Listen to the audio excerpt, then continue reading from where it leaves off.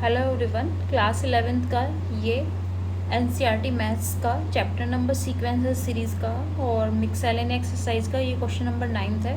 Question में given है कि a b are root of this equation. किसके रूट्स हैं? A b x square minus 3x plus p equal to 0 के। इसके रूट्स क्या है? A b. तो जो रूट्स का सम होता है, मतलब ए और बी का जो सम होगा वो किसके इक्वल आएगा? जो x का कोफिशिएंट पहले माइनस लिखेंगे और जो x का कोफिशिएंट है वो लिखेंगे अपॉन जो x स्क्वायर का कोफिशिएंट है वो लिखेंगे। मतलब a प्लस बी किसके इक्वल आ गया? 3 के इक्वल आ गया। और जो रूट्स का मल्टीप्लिकेशन होता है वो किसके इक्वल आएगा?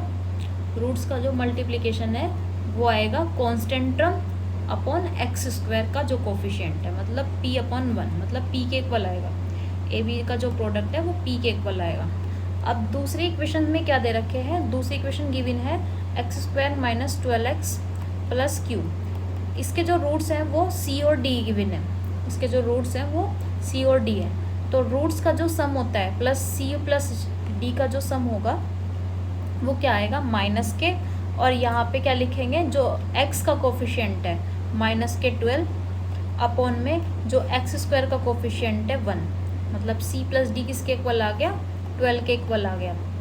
और इन दोनों का जो प्रोडक्ट होगा c और d वो किसके इक्वल होगा? Constant term upon x square का कोफिशिएंट, मतलब q अपॉन 1, मतलब q आ जाएगा। सी डी किसके इक्वल आ रहा है? q के इक्वल आ रहा है। अब ये ए बी सी डी जो दे रखी है ये आपको जीपी में दे रखी है, तो इसको आप क्या लेट कर सकते हो?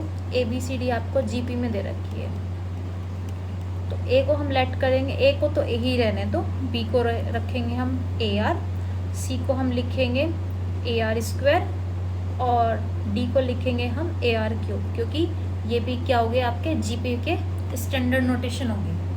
अब इन्होंने अभी हमारा आया कि ए प्लस बी किसके इक्वल आ रहा था? 12 के, 3 के equal. A plus b equal to 3 आ रहा है, तो यहाँ पे बी की वैल्यू क्या हमने लेट की है? ए आर, है ना। तो हम यहाँ से क्या कॉमन ले लेंगे? ए कॉमन ले लेंगे, तो 1 प्लस आर वो बचेगा 3। और अभी हमारा ए इंटू बी किसके इक्वल आ रहा था? पी के इक्वल, ये। तो यहाँ पे भी हम बी की वैल्यू रख देंगे, है ना। बी की वैल्यू कितनी है? ए आर, तो ये हो जाएगा ए स्क्वायर आर किसके इक्वल होगा? पी के इक्वल होगा। फिर इसके बाद c प्लस डी, इसकी वैल्यू कितनी आ रही थी? 12, तो c की वैल्यू आ रही है ए आर स्क्वायर और d की वैल्यू लेट की हमने ए आर क्यूब। ये किसके इक्वल आ गया? 12 के। यहाँ पे भी हम ए आर स्क्वायर कॉमन ले लेंगे, यहाँ से बचेगा 1 और यहाँ से बचेगा r इक्वल टू 12। अब क्या करेंगे? देखो, इन दोनों को डिवाइड कर देंगे।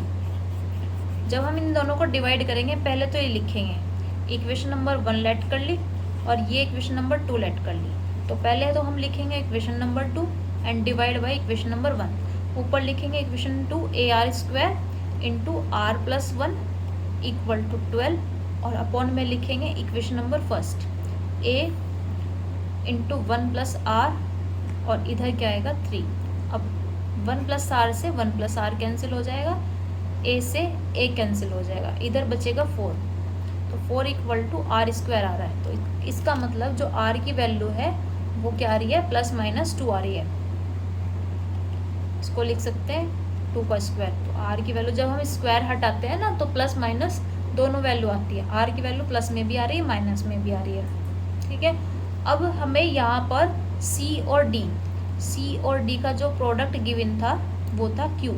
सी की वैल्यू कितनी है? ए आर स्क्वायर और डी की वैल्यू कितनी है? A r cube equal to q, मतलब ए स्क्वायर आर की पावर 5 किसके इक्वल है? क्यू के। और हमें क्वेश्चन में क्या प्रूफ करना है? हमें क्वेश्चन में प्रूफ करना है कि क्यू प्लस पी रेशो की जगह आएगा upon q minus p equal to 17 upon 15। हमें प्रूफ करना है क्वेश्चन में। देखो यहाँ देखिए,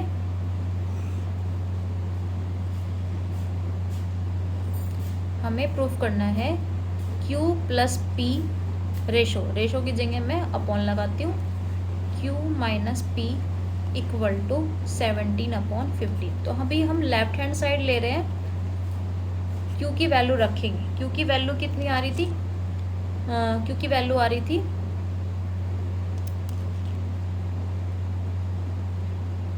पी की वैल्यू तो ए बी आ रही है और क्यू की वैल्यू आ रही है सी डी। तो क्यू की जगह सी डी रखेंगे और मतलब ये क्यू की वैल्यू है, ये वाली रखेंगे ए आर की फॉर्म में।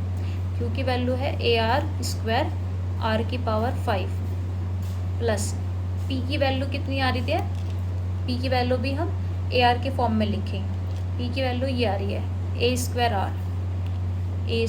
आर अपॉन क्यू की वैल्यू रखेंगे माइनस पी की वैल्यू रखेंगे। ठीक है, यहाँ से हम ए स्क्वायर कॉमन ले लेंगे, ए स्क्वायर और आर कॉमन लेंगे ऊपर से, तो यहाँ पे बचेगा आर की पावर 4 प्लस 1 और ए स्क्वायर आर कॉमन लेंगे नीचे से, तो यहाँ से बचेगा आर की पावर 4 माइनस 1, ये इससे कैंसिल हो जाएगा। अभी हमने आर स्क्वायर की वैल्यू निकाली, आर स्क्वायर की वैल्यू कितनी आ रही है 4, तो आर की पावर 4 की वैल्यू कितनी हो जाएगी 4 का स्क्वायर मतलब 16, तो ये हो जाएगा 16 प्लस 1 और ये हो जाएगा 16 माइनस 1, 16 प्लस 1 17 और 16 माइनस 1 15, जो कि RHS के इक्वल आ गया। तो जो हमें प्रूफ करना था वो प्रूफ हो गया है।